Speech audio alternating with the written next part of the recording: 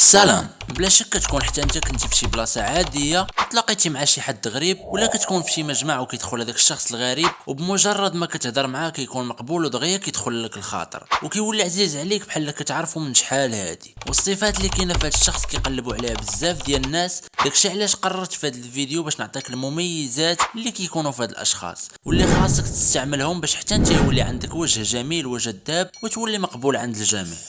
في الفيديو اللي فات هضرنا على كيفاش تطور شخصيتك وتتخلص من الخجل. لما كنتي شفتي الحلقه دوز شوفها، حيت حتى هي فيها بعض الخطوات باش تولي عندك وجه اكثر جاذبيه وفيها بزاف ديال المعلومات وغتفيدك بزاف، وحتى هي جزء من هذا الفيديو غينقسم لجوج ديال الاجزاء. الجزء الاول غنهضر فيه على كيفاش تولي مقبول عند بزاف ديال الناس، والجزء الثاني غنهضر فيه على كيفاش يولي عندك وجه اكثر جاذبيه. ولكن قبل ما نبداو بغيت نقول واحد الحاجه، الا كان كيحسب لك هذا الفيديو بحال باقي جميع الفيديوهات الاخرى كننصحك تخرج وما تكملش الفيديو، ولا كان فيك العيا ولا الملل حفظ الفيديو حتى ترجع لي من بعد، ولا كنتي موجود جيب معك شي كاس ديال القهوه ويلا نبداو.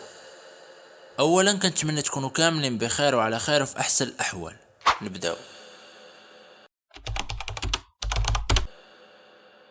هاد النقطة ما غاديش نهضر فيها بزاف لانه نعطيك غير مثال فقط. انت فاش كتبدا تشكي على الناس وكتكون انت شخص سلبي، هادشي هو اللي كيدفع الناس باش ما يبقاوش يريحوا معاك ولا يهضروا معاك بتاتا، لانه الناس كيبغيو شي حد اللي ايجابي واللي كيعطيهم امل في الحياة وكيتفائل تفاؤل زوين. داكشي علاش حاول ما في الامكان باش ما تنشرش السلبية. حنا عارفين باللي بزاف ديال الناس عندهم معاناة وبزاف ديال الناس عندهم مشاكل، وهذيك هي الطريقة الوحيدة باش كيفرغوا داكشي اللي عندهم لداخل، هي يشكيو على شي حد.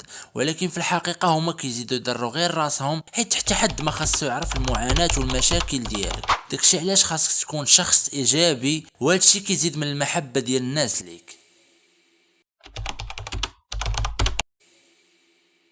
خاصنا نكونوا متفقين كاملين ان الابتسامه من الاساسيات ومن الحوايج اللي خاصك ديما تبقى تستعملهم في اي حاجه، حيت الابتسامه شي حاجه اللي ضروريه وما خاصهاش تفارق وجهك. واكدت عده دراسات ان الاشخاص اللي كيكونوا ديما ضاحكين كتكون عندهم واحد اللمسه ساحره وكيكونوا محبوبين عند الجميع اكثر من الاشخاص اللي ما كيضحكوش بزاف. وفاش كتردك شخص محبوب عند الجميع كيولي من السهل انك تبني علاقات اجتماعيه ناجحه مع بزاف ديال الناس. وفاش كتكون كتضحك بزاف كيعاملوك بزاف ديال الناس بطريقه زوينه حيت كتولي مقبول عندهم. والابتسامه شي حاجه اللي كتخليك تبان صادق وجذاب اكثر، وكتخليك ديما كتبان اصغر سنا وكتبان مازال شباب. وزائد انها ماشي غير انت اللي كتحسن من المزاج ديالك، بل حتى الناس اللي دايرين بيك والناس اللي كيشوفوك كتضحك. حتى حنا فاش كنشوفوا الناس اخرين كيضحكوا بدون وعي حتى حنا كنبداو نضحكوا. ومن المهم كامل فهادشي اللي قلت هو حاول ما في الامكان وفي جميع الظروف تخلي الابتسامه على وجهك دائما.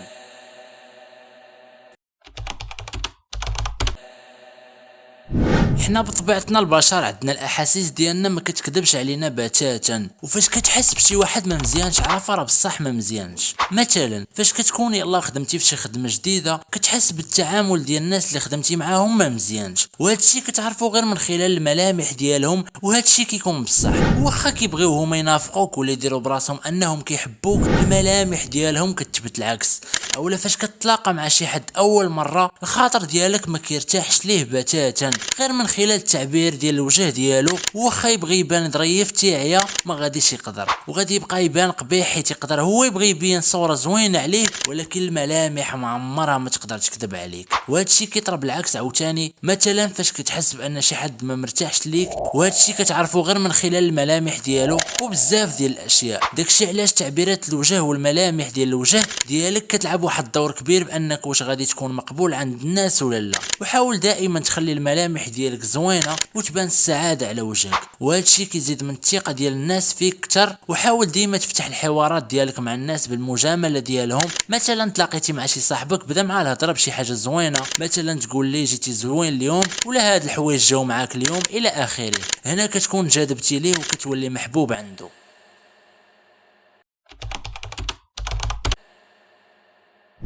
الناس كتحكم عليك فاش كتشوفك اول مره من خلال جوج ديال الحوايج فقط، الهضره ديالك ولا التصرفات ديالك. داكشي علاش صديقي بغيت يكونوا فيك كاع دوك الصفات ولا التصرفات ديال داك الشخص الظريف اللي كيتعامل مع كلشي بحال بحال، وكيتعامل مع كل واحد على قد العقليه ديالو، وما كيجرح حتى حد، وكيخلي كلشي بخاطرو، وكيضحك مع كلشي وكيبسط مع كلشي، وفي الاخير كيكون هو فرحان والناس اللي دايرين به فرحانين كتر. وهادشي علاش داير هاد الفيديو كامل.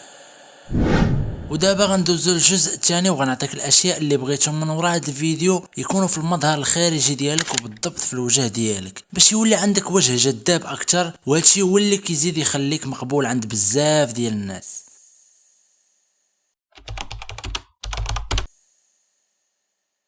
صديقي، اول حاجه غادي يشوف فيك شي حد فاش يلا غادي يهضر معاك وهي الاسنان ديالك والفم ديالك، كيحكم عليك واش انت شخص نقي ولا لا في البلاصه. داكشي علاش كنصحك تبقى تغسل سنانك على الاقل 2 مرات في النهار، وفمك ديما تكون فيه رائحه زوينه وما يكونش العكس. ديما خلي شي مسكه ولا شي حاجه اللي كتخلي ريحه زوينه في الفم، ولا كانوا شفايف ديالك مقشرين ولا شي حاجه شري لك شي مرطب، ولا كنصحك بفازلين حتى هي مزيانه، وهنا يكون الفم ديالك فيه ريحه زوينه وسنانك تيبانو نقيين، وهادشي غادي يزيد من الجمال ديال وجهك.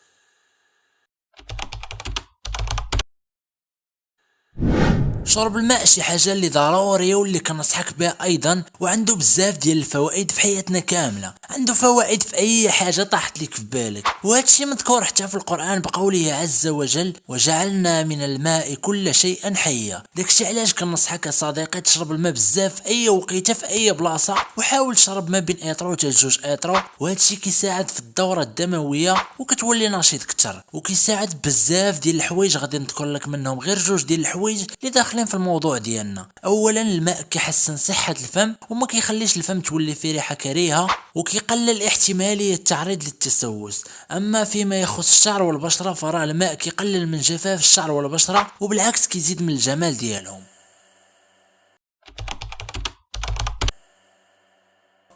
ما كنظنش انه خاصني نهضر في هذه النقطه، ولكن ما بغيتكش تكون من هذاك النوع اللي ما كيدوش حتى كتكون شي حاجه اللي ضروريه ولا كيكون عنده شي موعد مهم. ما عرفتش واش هذا النوع باقي عايش معنا دابا في 2023 ولا لا، ولكن بغيتك تكون نقي وديما فيك ريحه زوينه، ويكون الجسم ديالك نظيف 100%. وكنصحك تبقى تدوش كل نهار، ولا ما قدرتيش على الاقل خاصك تدوش 2 ديال المرات في السيمانه، وتكون لابس حوايج نقيين وزوينين، وهادشي كيزيد من النظافه ديالك اولا ومن الجمال ديالك، وكتولي شخص جذاب اكثر، وكتكون مرتاح نفسيا وما كيكونش فيك العيا ولا الملل. واكثر هي الا كنتي كدوش بالماء البارد، حيت الماء البارد عنده فوائد كثيره. وكنظن باللي خصني فيديو بوحدو، الا بغيتوني ندير لكم فيديو عليه بوحدو كتبوها لي في لي كومونتير.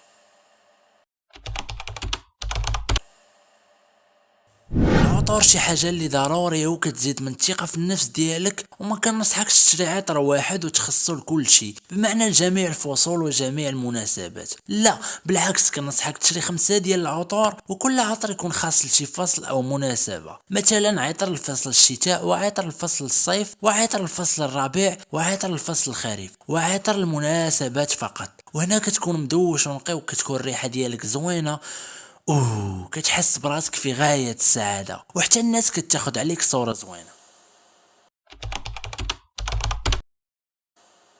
الا بغيتي تكون مقبول عند راسك هو الاول، كنصحك دير الرياضه، لانه الرياضه كتعمر لك وقتك اولا، وكتساعدك في بناء جسم سليم ونشيط، وكتكون عندك نفسيه زوينه ومرتاحه. والرياضه عندها بزاف ديال الفوائد، ومنهم فوائد في الصحه ديالك، كتخليك ديما شاد في الصحه ديالك، وواخا كتكبر كتبقى شخص نشيط، وكتقلل من نسبه الدهون في الجسم، وكتحافظ على الوزن المثالي، وكتساعدك باش تكون عندك فورمه زوينه، وكتفتح لك الشهيه، وكتبقى تتناول غير الطعام الصحي. وهادشي كيخليك تجنب بزاف ديال العادات السيئه ومنهم التدخين. اما بالنسبه للفوائد في الشخصيه ديالك فراه كتخلي الفورمه ديالك زوينه كيف ما قلنا، وكتاثر عليك بشكل ايجابي، وكتبقى ديما موتيفي، وكتولي شخص محترم وعندك صفات زوينه، وحتى هي كتزيد من الثقه في النفس ديالك. وهادشي كيساعدك في تطوير المظهر الخارجي ديالك، وكتولي جذاب اكثر.